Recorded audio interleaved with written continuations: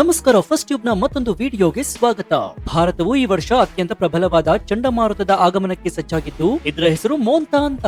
ಬಂಗಾಳ ಕೊಲ್ಲಿಯಲ್ಲಿ ಸೃಷ್ಟಿಯಾಗಿರುವಂತಹ ಈ ಚಂಡಮಾರುತದಿಂದಾಗಿ ದಕ್ಷಿಣ ಭಾರತ ಮತ್ತು ಪೂರ್ವ ಕರಾವಳಿ ರಾಜ್ಯಗಳಲ್ಲಿ ಭಾರಿ ಮಳೆ ಮತ್ತು ಗಂಭೀರ ಹಾನಿಯ ಅಪಾಯ ಎದುರಾಗಿದೆ. ಒಡಿಶಾ, ಆಂಧ್ರ ಪ್ರದೇಶ ಮತ್ತು ತಮಿಳುನಾಡು ಈ ಸೈಕ್ಲೋನ್ ಅನ್ನ ಎದುರಿಸಲು ಸಂಪೂರ್ಣವಾಗಿ ಸಿದ್ಧತೆಯನ್ನ ಮಾಡಿಕೊಂಡಿವೆ. ಈ ಬೆನ್ನಲ್ಲೇ ಕರ್ನಾಟಕದಲ್ಲೂ ಕೂಡ ಈ ಸೈಕ್ಲೋನ್ ಆರ್ಭಟ ಜೋರಾಗಿರಲಿದ್ದು, ಕರಾವಳಿ ಭಾಗಕ್ಕೆ ಅಪಾಯ ಅಂತ ಕೂಡ ಹೇಳಲಾಗ್ತಾ ಇದೆ. ಹಾಗಾದ್ರೆ ಯಾಕೆ ಈ ಸಮಯದಲ್ಲಿಯೇ ಚಂಡಮಾರುತಗಳು ಹೆಚ್ಚಾಗಿ ಸೃಷ್ಟಿಯಾಗ್ತಾ ಇವೆ? ಇದರ ಹಿಂದಿನ ವೈಜ್ಞಾನಿಕ ಕಾರಣಗಳು ಏನೇನು? ಬಂಗಾಳ ಕೊಲ್ಲಿಯಲ್ಲಿ ಯಾಕೆ ಹೆಚ್ಚು ಸೈಕ್ಲೋನ್ಗಳು ಕಾಣಿಸಿಕೊಳ್ತಾ ಇವೆ? ಮುಖ್ಯವಾಗಿ ಕರ್ನಾಟಕದ ಮೇಲೆ ಇದರ ಪ್ರಭಾವ ಎಷ್ಟರ ಮಟ್ಟಿಗೆ ಇರುತ್ತೆ? ಕರ್ನಾಟಕದಲ್ಲಿ ಇನ್ನು ಎಷ್ಟು ದಿನ ಭೀಕರ ಮಳೆ ಸುರಿಯಲಿದೆ? ಈ ಮಳೆಯಿಂದಾಗಿ ಪ್ರವಾಹ ಉಂಟಾಗುವ ಸಾಧ್ಯತೆ ಇದೆಯಾ? ಈ ಎಲ್ಲಾ ಮಾಹಿತಿಯನ್ನು ಇವತ್ತಿನ ಈ ವಿಡಿಯೋದಲ್ಲಿ ನೋಡೋಣ. ಆದ್ರೆ ಅದಕ್ಕೂ ಮುನ್ನ ನಿಮ್ಮ ಊರಿನಲ್ಲಿಯೂ ಮಳೆ ಆಗ್ತಾ ಇದೆಯಾ? ಹಾಗಾದ್ರೆ ನಿಮ್ಮ ಊರು ಯಾವುದು ಅಂತ ಕಮೆಂಟ್ ಮಾಡಿ ಹಾಗೂ ವಿಡಿಯೋಗೆ ಲೈಕ್ ಕೊಡಿ.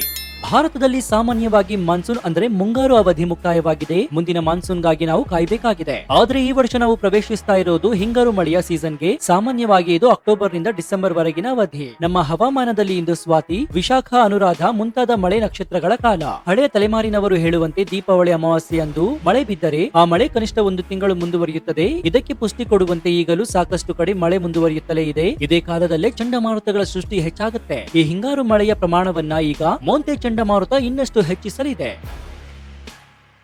ನಾವೀಗ ಈ ವರ್ಷದ ಮೊದಲ ಪ್ರಮುಖ ಚಂಡಮಾರುತವಾದಂತಹ ಮೋಂತಾ ಚಂಡಮಾರುತವನ್ನ ಎದುರಿಸ್ತಾ ಇದ್ದೀವಿ. ಭಾರತ ಭೂಪ್ರದೇಶಕ್ಕೆ ಅಪ್ಪಳಿಸಿರುವಂತಹ ಈ ವರ್ಷದ ಮೊದಲ ಚಂಡಮಾರುತ ಇದಾಗಿದೆ. ಈ ಹಿಂದೆ ಅರಬ್ಬಿ ಸಮುದ್ರದಲ್ಲಿ ಶಕ್ತಿ ಹೆಸರಿನ ಒಂದು ಚಂಡಮಾರುತ ಸೃಷ್ಟಿಯಾಗಿತ್ತು. ಆದ್ರೆ ಅದು ಗುಜರಾತ್ ಕರಾವಳಿಗೆ ಅಪ್ಪಳಿಸದೆ ದಾರಿ ಬದಲಿಸಿತ್ತು. ಹಾಗಾಗಿ ಮೋಂತಾವನ್ನ ಭಾರತದ ಕರಾವಳಿಯನ್ನ ಪ್ರಭಾವಿಸುವ ಮೊದಲ ಚಂಡಮಾರುತವೆಂದು ಗುರುತಿಸಲಾಗ್ತಾ ಇದೆ. ಇನ್ನು ಬಂಗಾಳ ಕೊಲ್ಲಿಯಲ್ಲಿ ಸೃಷ್ಟಿಯಾಗಿರುವಂತಹ ಚಂಡಮಾರುತಗಳು ಪ್ರತಿ ಬಾರಿಯೂ ಕೂಡ ಪೂರ್ವ ಕರಾವಳಿ ತೀರದಲ್ಲಿ ಅತ್ಯಂತ ಭೀಕರ ಸಮಸ್ಯೆಗಳನ್ನು ಉಂಟು ಮಾಡುತ್ತದೆ. ಆಂಧ್ರ ಪ್ರದೇಶ, ಒಡಿಶಾ, ಪಶ್ಚಿಮ ಬಂಗಾಳ ಮತ್ತು ಬಾಂಗ್ಲಾದೇಶದ ಕರಾವಳಿ ಪ್ರದೇಶಗಳು ಇಂತಹ ಹಾನಿಗೆ ಹೆಚ್ಚು ತುತ್ತಾಗುತ್ತವೆ. ಇತಿಹಾಸದಲ್ಲಿ ಈ ಪ್ರದೇಶದಲ್ಲಿ ಸಾವಿರಾರು ಜನರ ಜೀವವನ್ನ ಬಲಿ ತೆಗೆದುಕೊಂಡ ಚಂಡಮಾರುತಗಳ ಉದಾಹರಣೆಗಳಿವೆ. ಹೀಗಾಗಿ ಯಾವುದೇ ಸೈಕ್ಲೋನ್ ನ ಮುನ್ಸೂಚನೆ ಸಿಕ್ಕಿದ ತಕ್ಷಣ ಆ ರಾಜ್ಯಗಳು ತಕ್ಷಣವೇ ಮುನ್ನೆಚ್ಚರಿಕೆಯನ್ನು ತೆಗೆದುಕೊಳ್ಳುತ್ತವೆ. ಇನ್ನು ಒಡಿಶಾದಂತಹ ರಾಜ್ಯಗಳಲ್ಲಿ ಲಕ್ಷಾಂತರ ಮಂದಿಯನ್ನ ಕರಾವಳಿ ತೀರದಿಂದ ಸುರಕ್ಷಿತ ಸ್ಥಳಗಳಿಗೆ ಸ್ಥಳಾಂತರಿಸಲಾಗ್ತಾ ಇದೆ. ಅವರಲ್ಲಿ ಪ್ರತಿಯೊಬ್ಬರನ್ನ ಪತ್ತೆ ಹಚ್ಚಿ ಸೂಕ್ತ ಆಶ್ರಯ ನೀಡಲಾಗ್ತಾ ಇದೆ. ಇದು ಅವರ ದೀರ್ಘಕಾಲದ ಸೈಕ್ಲೋನ್ ನಿರ್ವಹಣಾ ಅನುಭವದ ಫಲ.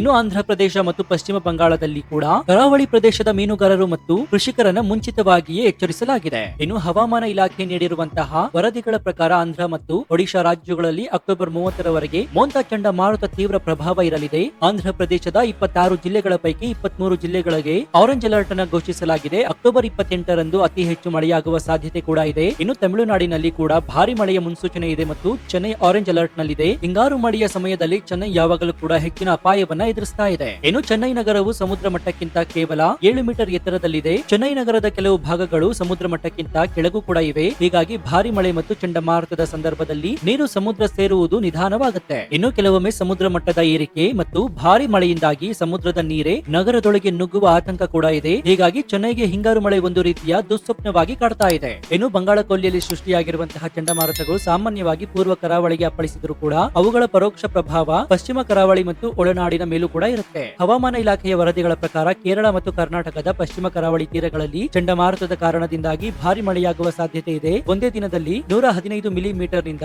200 ಮಿಲಿಮೀಟರ್ ವರೆಗೆ ಮಳೆ ಬೀರಬಹುದು. ಇನ್ನು ಈಗಾಗಲೇ ದಕ್ಷಿಣ ಒಳನಾಡಿನ ಭಾಗದಲ್ಲಿ ಮೋಡ ಕವಿದ ವಾತಾವರಣವಿದ್ದು ಅಲ್ಲಲ್ಲಿ ಮಳೆ ಆಗ್ತಾ ಇದೆ. ಮೋಂತಾ ಚಂಡಮಾರುತವು ಗಾಳಿಯ ಪ್ರವಾಹವನ್ನ ಬದಲಿಸುವುದರಿಂದ ಕರಾವಳಿ ಮತ್ತು ದಕ್ಷಿಣ ಒಳನಾಡಿನಲ್ಲಿ ಮಳೆಯ ಪ್ರಮಾಣ ಹೆಚ್ಚಾಗುತ್ತೆ. ಈ ಪರಿಸ್ಥಿತಿ ವಾರದ ಕೊನೆಯವರೆಗೂ ಕೂಡ ಮುಂದುವರಿಯುವ ಸಾಧ್ಯತೆ ಕೂಡ ಇದೆ. ಇನ್ನು ಸಾಮಾನ್ಯವಾಗಿ ಚಂಡಮಾರುತವು ಭೂಪ್ರದೇಶಕ್ಕೆ ಅಪ್ಪಳಿಸಿದ ನಂತರ ದುರ್ಬಲಗೊಳ್ಳುತ್ತದೆ. ಹೀಗಾಗಿ ಅಕ್ಟೋಬರ್ 30ರ ನಂತರ ಮಳೆಯ ಪ್ರಮಾಣ ಕಡಿಮೆಯಾಗುವ ಸಾಧ್ಯತೆ ಕೂಡ ಇದೆ. ಸದ್ಯಕ್ಕೆ ಚಂಡಮಾರುತವು ಅಂಡಮಾನ್ ನಿಕೋಬಾರ್ ದ್ವೀಪಗಳಿಂದ ಸುಮಾರು 620 ಕಿಲೋಮೀಟರ್ ದೂರದಲ್ಲಿದ್ದು ಚೆನ್ನೈ, ವಿಶಾಖಪಟ್ಟಣಂ ಮತ್ತು ಕಾಕಿನಾಡಗಳಿಂದ 780ರಿಂದ 830 ಕಿಲೋಮೀಟರ್ ದೂರದಲ್ಲಿದೆ. ಅಕ್ಟೋಬರ್ 29ರ ಹೊತ್ತಿಗೆ ಪೂರ್ವ ಕರಾವಳಿ ತೀರವು ಪ್ರಕ್ಷುಬ್ಧಗೊಳ್ಳುವ ಸಾಧ್ಯತೆ ಕೂಡ ಇದೆ. ಇನ್ನು ಬಂಗಾಳ ಕೊಲ್ಲಿಯ ಚಂಡಮಾರುತಗಳು ಅರಬ್ಬಿ ಸಮುದ್ರದ ಸೈಕ್ಲೋನ್ಗಳಿಗಿಂತ ಹೆಚ್ಚು ಶಕ್ತಿಶಾಲಿಯಾಗಿರುತ್ತವೆ ಎಂಬುದರಲ್ಲಿ ಸಂದೇಹವಿಲ್ಲ.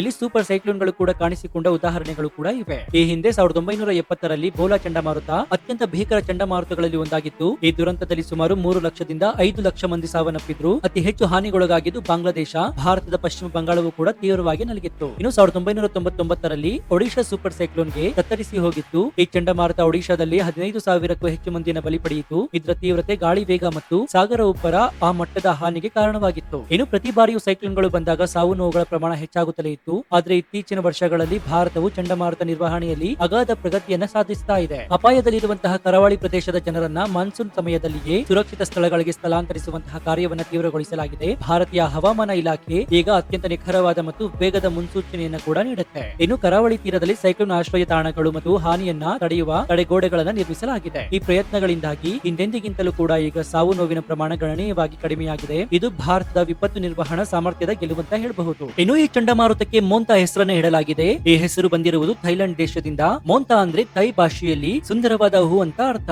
ಹಾಗಾದ್ರೆ ಸೈಕ್ಲೋನ್ ಗಳಿಗೆ ಹೆಸರಿಡುವ ಪ್ರಕ್ರಿಯೆ ಹೇಗೆ ನಡೆಯುತ್ತೆ ಅಂತ ನೋಡೋದಾದ್ರೆ, ಉತ್ತರ ಹಿಂದೂ ಮಹಾಸಾಗರದಲ್ಲಿ ಸೃಷ್ಟಿಯಾಗುವ ಚಂಡಮಾರುತಗಳಿಗೆ ಹೆಸರಿಡುವ ಪ್ರಕ್ರಿಯೆ ಅತ್ಯಂತ ವ್ಯವಸ್ಥಿತವಾಗಿದೆ ಮತ್ತು ಅಂತಾರಾಷ್ಟ್ರೀಯ ಸಹಕಾರದ ಮೇಲೆ ನಿಂತಿದೆ. ಈ ಭಾಗದಲ್ಲಿರುವಂತಹ ಒಟ್ಟು 13 ದೇಶಗಳು ಹೆಸರುಗಳನ್ನು ನೀಡುತ್ತವೆ. ಈ ದೇಶಗಳು ಯಾವುವಂದ್ರೆ Bharat, Bangladesh, Maldives, Myanmar, Oman, Pakistan, Sri Lanka, Thailand, Yemen, Iran, Qatar, Saudi Arabia ಮತ್ತು ಯುಎಇ. ಪ್ರತಿಯೊಂದು ದೇಶವು ತಮ್ಮ ವರ್ಣಮಾಲೆಯ ಕ್ರಮದ ಪ್ರಕಾರ ತಲಾ 13 ಹೆಸರುಗಳನ್ನು ನೀಡುತ್ತವೆ. ಹೀಗಾಗಿ ಒಟ್ಟು 169 ಹೆಸರುಗಳ ಪಟ್ಟಿಯನ್ನ ಮುಂಚಿತವಾಗಿ ತಯಾರಿಸಲಾಗಿರುತ್ತೆ. ಇನ್ನು ಹೆಸರಿಡುವಂತಹ ಕ್ರಮ ಹೇಗಂತಂದ್ರೆ, ಈ 169 ಹೆಸರುಗಳನ್ನ ಒಂದು ನಿರ್ದಿಷ್ಟ ಸರದಿಯಲ್ಲಿ ಬಳಸಲಾಗುತ್ತದೆ. ಈಗ ಥೈಲ್ಯಾಂಡ್ ನೀಡಿದ ಹೆಸರು ಈ ಸರದಿಗೆ ಬಂದಿದೆ. ಇನ್ನು ಈ ಹೆಸರುಗಳು ರಾಜಕೀಯವಾಗಿ, ಧಾರ್ಮಿಕವಾಗಿ ಅಥವಾ ಸಾಂಸ್ಕೃತಿಕವಾಗಿ ಯಾರನ್ನು ಕೂಡ ನೋಯಿಸದಂತೆ ಇರಬೇಕು, ಉದ್ದೇಶಪೂರ್ವಕವಾಗಿ ಕಡಿಮೆ ಉದ್ದ ಇರಬೇಕು ಮತ್ತು ಉಚ್ಚರಿಸಲು ಸುಲಭವಾಗಿರಬೇಕು. ಇನ್ನು ಮಾಧ್ಯಮಗಳು ಮತ್ತು ಸಾರ್ವಜನಿಕರು ಸುಲಭವಾಗಿ ಚಂಡಮಾರುತಗಳನ್ನು ಗುರುತಿಸಬಹುದು. ತುರ್ತು ನಿರ್ವಹಣೆ ತಂಡಗಳಿಗೆ ಸಂವಹನ ಮಾಡಲು ಸಹಾಯಕವಾಗುತ್ತದೆ ಮತ್ತು ಒಂದೇ ಸಮಯದಲ್ಲಿ ಅನೇಕ ಸೈಕ್ಲೋನ್ಗಳು ಸೃಷ್ಟಿಯಾದ್ರೆ ಗೊಂದಲ ಉಂಟಾಗುವುದಿಲ್ಲ.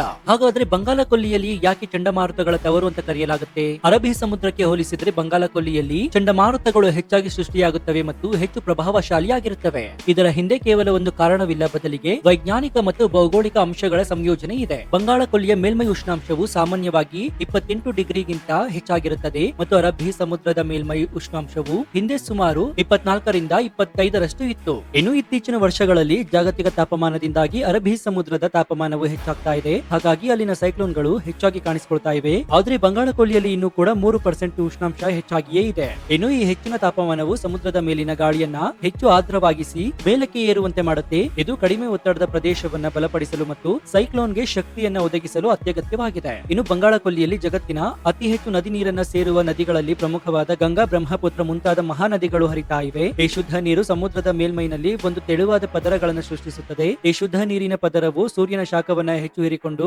ಸಮುದ್ರದ ಆಳದ ನೀರಿನೊಂದಿಗೆ ಮಿಶ್ರಣವಾಗುವುದನ್ನು ತಡೆಯುತ್ತೆ. ಇದರಿಂದಾಗಿ ಮೇಲ್ಮೈ ನೀರು ವೇಗವಾಗಿ ಬಿಸಿಯಾಗುತ್ತದೆ. ಈ ಕಡಿಮೆ ಉಪ್ಪಿನ ಅಂಶದ ನೀರು ಚಂಡಮಾರುತದ ತೀವ್ರತೆಗೆ ಪರೋಕ್ಷವಾಗಿ ಸಹಕಾರಿಯಾಗುತ್ತೆ. ಇನ್ನು ಭೌಗೋಳಿಕ ಆಕಾರವನ್ನು ನೋಡೋದಾದ್ರೆ, ಬಂಗಾಳ ಕೊಲ್ಲಿಯ ಆಕಾರವು ದಕ್ಷಿಣಕ್ಕೆ ಅಗಲವಾಗಿ, ಉತ್ತರಕ್ಕೆ ಭಾರತ, ಬಾಂಗ್ಲಾದೇಶ ಮತ್ತು ಮ್ಯಾನ್ಮಾರ್ ಕಡೆಗೆ ಇಕ್ಕಟ್ಟಾಗುತ್ತಾ ಹೋಗುತ್ತದೆ. ಇದು ಆಲಿಕೆಯ ಆಕಾರದಲ್ಲಿದೆ. ಈ ಆಕಾರವು ಸಮುದ್ರದ ಮಟ್ಟವನ್ನ ಹೆಚ್ಚಿಸುವ ಚಂಡಮಾರುತದ ಅಲೆಗಳನ್ನ ಕರಾವಳಿಯ ಕಡೆಗೆ ತಳ್ಳಲು ಅನುಕೂಲಕರವಾಗುತ್ತೆ. ಇನ್ನು ಈ ಕರಾವಳಿ ತೀರಗಳು ಕಿರಿದಾಗ್ತಾ ಹೋದಂತೆ ಸಮುದ್ರದ ಉಬ್ಬರವು ಎತ್ತರಕ್ಕೆ ಏರಿ ಕರಾವಳಿ ಪ್ರದೇಶಗಳಲ್ಲಿ ಭಾರಿ ಪ್ರವಾಹ ಕಾಣುತ್ತದೆ. ಇದು ಭೂ ಪ್ರದೇಶಕ್ಕೆ ಹಾನಿಯನ್ನ ತೀವ್ರಗೊಳಿಸುತ್ತೆ. ಈ 3 ಅಂಶಗಳು ಒಟ್ಟಾಗಿ ಬಂಗಾಳ ಕೊಲ್ಲಿಯಲ್ಲಿ ಸೈಕ್ಲೋನ್ಗಳು ಸೃಷ್ಟಿಯಾಗಿ ಅದರ ತೀವ್ರತೆಗೆ ಸೂಕ್ತವಾದ ಜಲಮೂಲಗಳನ್ನಾಗಿ ಮಾಡುತ್ತೆ. ಇನ್ನು ಉತ್ತರ ಹಿಂದೂ ಮಹಾಸಾಗರದಲ್ಲಿ ಚಂಡಮಾರುತಗಳು ಹೆಚ್ಚಾಗಿ ಕಾಣಿಸಿಕೊಳ್ಳುವ ಕಾಲವನ್ನು ಗುರುತಿಸಲಾಗಿದೆ. ಏಪ್ರಿಲ್ ನಿಂದ ಜೂನ್ ತಿಂಗಳ ಮೊದಲ ಭಾಗದವರೆಗೆ ಮತ್ತು ಅಕ್ಟೋಬರ್ ನಿಂದ ಡಿಸೆಂಬರ್ ವರೆಗೆ ಇಲ್ಲಿ ಹೆಚ್ಚಾಗಿ ಸೈಕ್ಲೋನ್ಗಳು ಕಾಣಿಸಿಕೊಳ್ಳುತ್ತೆ. ಮೋಂತಾ ಚಂಡಮಾರುತವು ಪೋಸ್ಟ್ ಮಾನ್ಸೂನ್ ಅವಧಿಯ ಆರಂಭಿಕ ಸೈಕ್ಲೋನ್ಗಳಲ್ಲಿ ಒಂದಾಗಿದೆ. ಇಂತಹ ಸೈಕ್ಲೋನ್ಗಳು ಮಾನ್ಸೂನ್ ಮಾರುತಗಳು ಹಿಂದಿರುಗುವ ಪ್ರಕ್ರಿಯೆಗೆ ಸಹಕಾರಿಯಾಗುತ್ತೆ. ಈ ಬಾರಿಯೂ ಮೋಂತೆ ಚಂಡಮಾರುತ ಯಾವ ರೀತಿ ಸವಾಲುಗಳನ್ನು ತರುತ್ತದೆ ಮತ್ತು